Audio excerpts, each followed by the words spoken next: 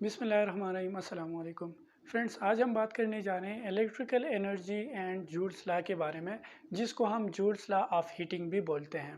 तो सबसे पहले इसके स्टेटमेंट को देखते हैं और इसके मैथमेटिकल फॉर्म को देखते हैं और फिर इसके मैथमेटिकल फॉर्म को हम प्रूफ करेंगे। तो स्टेटमेंट क्या बताता है? The amount of heat produced in a resistor due to flow of charges is equal to the product of square of current, resistance and time. ये हमें बताता है कि किसी भी वायर में, किसी भी रेजिस्टेंस में जो चार्जेस के फ्लो की वजह से जो हीट प्रोड्यूस होती है वो किसके बराबर होगा? Square of current multiply by resistance multiply by time, I square multiply by R multiply by T. इस तीनों को हम अगर मल्टीप्लाई करेंगे तो हमें जो है हीट जो लॉस होती है वो मिल जाएगा। इसका मैथमेटिकल फॉर्म ये है W मतलब हीट लॉस। हीट लॉस मतलब हीट क्या होती है? एनर्जी। तो W भी एनर्जी है, ठीक है, वर्क भी एनर्जी है। तो इसलिए हम लिखेंगे W is equals to I square मतलब current square multiply by resistance multiply by T मतलब टाइम। अच्छा, तो इसको डिस्कवर किया था जेम्स प्रेस्कॉट जूल ने 1840 को। अच्छा, तो हम अभी क्या करेंगे कि ये जो स्टेटमेंट है इसको हम लास्ट में देखते हैं। पहले इस मैथमेटिकल फॉर्म को प्रूफ करेंगे, क्योंकि इस मैथमेटिकल फॉर्म को ही जो है हम यहाँ पे स्टेटमेंट के हिसाब से लिखते हैं। यही मैथमेटिकल फॉर्म जो है इस जूल्स लॉ का स्टेटमेंट है। तो हम इस मैथमेटिकल फॉर्म को प्रूफ करेंगे। इसको प्रूफ करने के बाद जो है हमें इस स्टेटमेंट की आसानी से समझ आ जाएगी, ठीक है। तो इसके लिए हम एक डायग्राम बनाते हैं। तो देखें, सबसे पहले जो है जूल्स लॉ हमें क्या बताता है ये हम पहले समझते हैं। फॉर एग्जांपल आपके पास एक वायर है, ठीक है, वायर में करंट फ्लो करता है आई, ठीक है। ये एक वायर है जिसमें से आई मतलब करंट फ्लो करता है।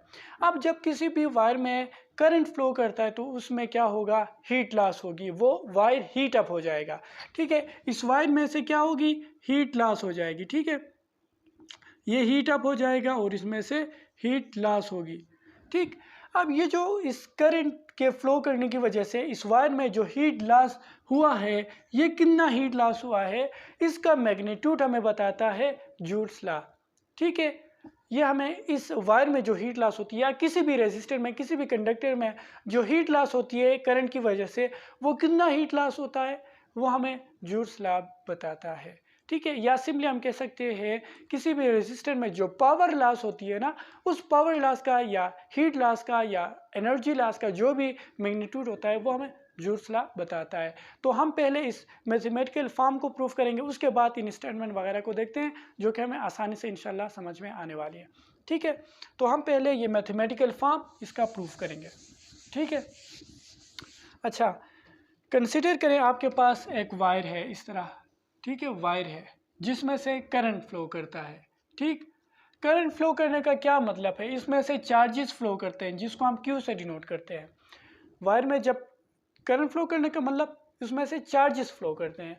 अच्छा, जब करंट फ्लो करता है, चार्जेस फ्लो करते हैं, इसका वजह क्या होगा? Potential difference.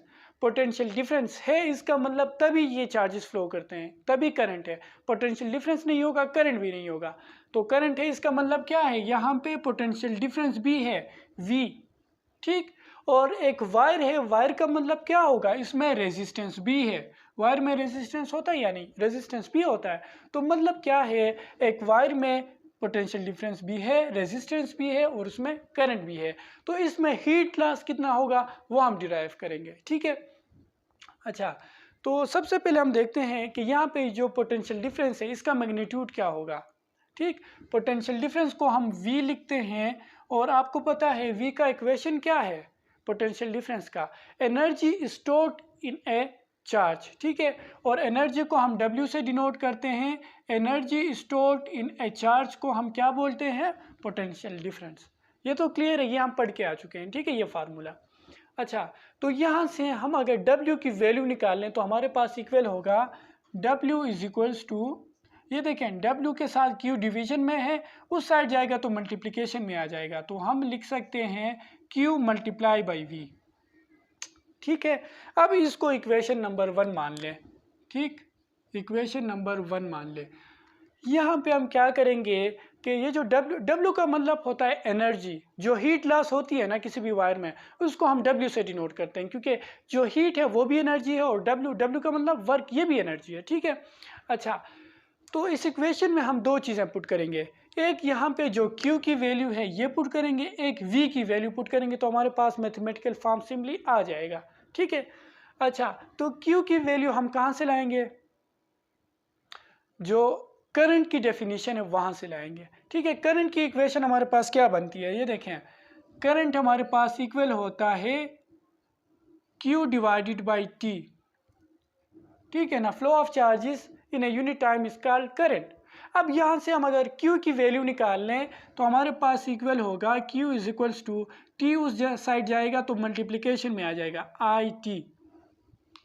ठीक है। तो ये जो वैल्यू है Q का, यही हम उसमें पुट करेंगे इसमें। ठीक है। अच्छा, तो यहाँ पे जब पुट करेंगे हमारे पास क्या वैल्यू बनेगी? W is equals to Q की जगह पे ये वैल्यू फिट करें, IT मल्टीप्लाई बाई V अपनी जगह पे है। यहाँ तक क्लियर है? अच्छा, इससे आगे हम क्या करेंगे? V की वैल्यू यहाँ पे पुट करेंगे। ठीक है। तो V की वैल्यू हमारे पास कहाँ से आएगी? V is equals to IR से। ओहम आपने पढ़ा होगा, ओहम लॉ से हमें ये इक्वेशन मिलता है, V is equals to IR, right. V is equals to IR, ये हमारे पास आता है ओहम्स लॉ से। ठीक। तो ये V की वैल्यू हम यहाँ पे पुट करेंगे तो हमारे पास इक्वेशन U बनेगा, W is equals to IT, V की जगह पे ये वैल्यू फिट करें IR। ठीक, बस किस्सा ख़त्म, और कुछ नहीं करना, बस इनको रीअरेंज करना है। किस तरह रीअरेंज करेंगे? W इज इक्वल टू, देखिए I मल्टीप्लाई बाई I क्या होगा? I स्क्वायर बनेगा। ठीक, R को हम यहाँ पे लिखेंगे, T को लास्ट में लिखते हैं, इससे कोई फ़र्क नहीं पड़ेगा, आप किस तरह भी रीअरेंज करें। तो यहाँ पे हमारे पास इक्वेशन बना W is equals to I square RT। तो ये जो W है ये हीट लॉस है, जो एनर्जी लॉस होती है हीट के फॉर्म में, ये वही हीट लॉस है जिसकी मैग्नीट्यूड हमारे पास इक्वल होगी I square time R time T। ठीक है। इन तीनों को प्रोडक्ट लेंगे तो हमारे पास हीट लॉस के बराबर आ जाएगा। तो यहाँ से आप देख सकते हो जो हमारा स्टेटमेंट है वो यहाँ से निकला है। ये देखें, वहाँ पे आप देख सकते हो क्या लिखा है, the amount of heat produced in a resistor due to flow of charges. देखें, किसी भी वायर के अंदर जो हीट प्रोड्यूस्ड होती है ना, करंट की वजह से तो हीट प्रोड्यूस होगी, करंट नहीं होगा तो हीट भी प्रोड्यूस नहीं होगा। तो यहाँ पे लिखा है due to flow of charges. Flow of charges का क्या मतलब है? जब चार्जेस फ्लो करते हैं तो करंट होता है, तो करंट की वजह से किसी भी कंडक्टर में, किसी भी रेजिस्टर में जो हीट प्रोड्यूस होती है वो किसके बराबर होती है? Is equal to the product of, product of का मतलब है इनको मल्टीप्लाई करना है, किनको? Square of current and resistance and time. Square of current को मल्टीप्लाई करना है रेजिस्टेंस के साथ और टाइम के साथ, यही तो बताता है ये इक्वेशन। देखें, स्क्वायर ऑफ करंट को हमने मल्टीप्लाई किया है किसके साथ? रेजिस्टर के साथ, और इसको हमने मल्टीप्लाई किया है टाइम के साथ। ठीक है। यही मैथमेटिकल फॉर्म है जिसको हमने स्टेटमेंट के हिसाब से इस तरह लिखा है। तो आई होप कि यहाँ से जो है आप वो स्टेटमेंट बना सकते हो। ठीक है। अच्छा, तो इसका मतलब ये है कि जो किसी भी वायर में जो हीट लॉस होती है ना, वो किसके इक्वल होगी? करंट जितना ज़्यादा होगा उतना ज़्यादा हीट लॉस होगी। ठीक है। और इसी तरह उस वायर में कितना रेजिस्टेंस है, ज़्यादा रेजिस्टेंस है तो ज़्यादा जो है हीट लॉस होगी, और कितनी देर के लिए वो करंट फ्लो करता है, मतलब कितना टाइम लेता है, तो जितना ज़्यादा टाइम लेगा उतना ज़्यादा हीट लॉस होगा। ठीक है। अच्छा, ये तो हमने समझ लिया कि हीट लॉस होती है। अब ये हीट लॉस कहाँ से होती है, किस तरह होती है? ठीक है। तो देखें, किसी भी कंडक्टर में, किसी भी वायर में, लेट सपोज ये हमारे पास एक वायर है। ठीक है, ये मेरे पास एक वायर है। तो वायर में क्या होगी, जब करंट फ्लो करते हैं इसका मतलब चार्जेस फ्लो करते हैं। ठीक है ना। यहाँ पे लेट सपोज एक चार्ज है जो कि फ्लो करता है। अब लेट सपोज ये करंट की डायरेक्शन है I। ठीक है, ये पॉजिटिव चार्ज है, ये तो भी उस डायरेक्शन में फ्लो करेगा। अगर इलेक्ट्रॉन है तो इसके अपोजिट में फ्लो करेगा। फॉर एग्जांपल, ये अगर इलेक्ट्रॉन है तो ये इस डायरेक्शन में फ्लो करेगा, क्योंकि कन्वेंशनल करंट जो है वो इलेक्ट्रॉन के अपोजिट में होता है। इलेक्ट्रॉन इस तरह फ्लो करेगा तो करंट उस डायरेक्शन में होगी। ये बातें हमने पढ़ चुके हैं। ठीक है। अच्छा, तो जब ये इलेक्ट्रॉन इस वायर में से फ्लो करता है तो ये किसी दूसरे इलेक्ट्रॉन से कोलाइड करेगा, कोलिजन होगी, या ये इलेक्ट्रॉन जो है ये किसी और एटम्स के साथ कोलाइड करेगा। इसमें एटम्स होते हैं इस वायर में जो है, फिर जो है इसमें और इलेक्ट्रॉन्स होंगे, तो इनके कोलिजन की वजह से क्या होती है? हीट प्रोड्यूस होती है।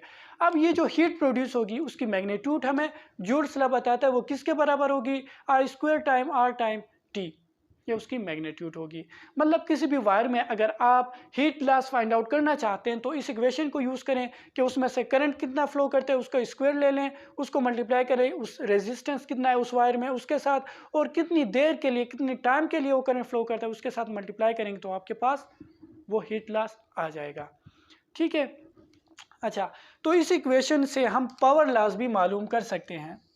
ठीक है, यह हमें हीट लॉस बताती है, मतलब एनर्जी लॉस। और अगर आप पावर लॉस फाइंड आउट करने वो भी सिंपल है, ये हीट लॉस थी ना, अब हम फाइंड आउट करेंगे पावर लॉस। ये भी सिंपल है, कोई इसमें मुश्किल नहीं है। ये देखें, इस इक्वेशन को रीअरेंज करें, W is equals to I square R.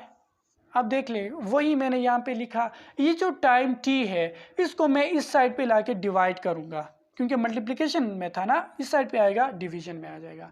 अब यहाँ पे आप देख सकते हो W divided by T, energy divided by time को हम क्या कहते थे, पावर कहते थे। तो यहाँ पे W ओवर टी की जगह पे मैं लिखूंगा power is equals to I square are.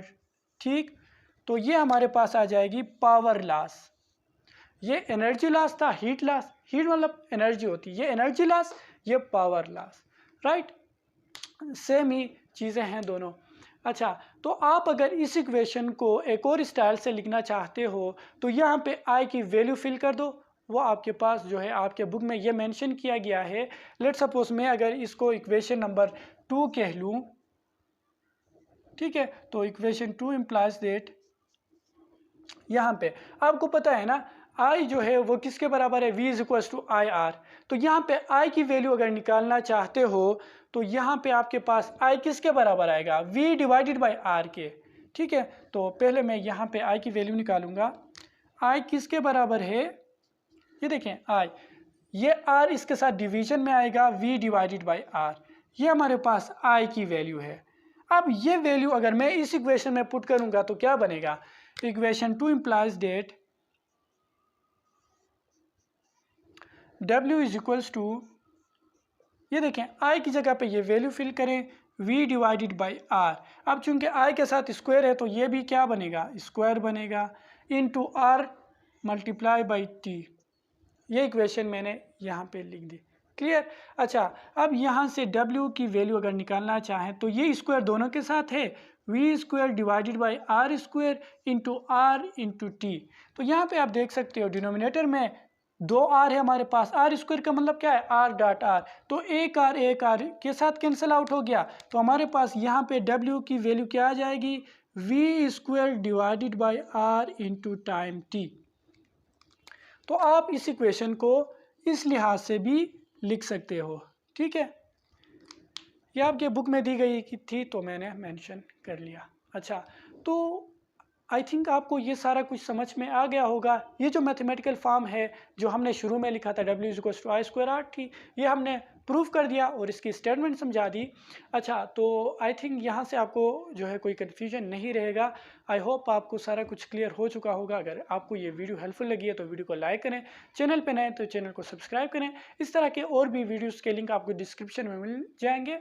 तो देखते रहिए Ayub Khan official YouTube channel. Thanks for watching.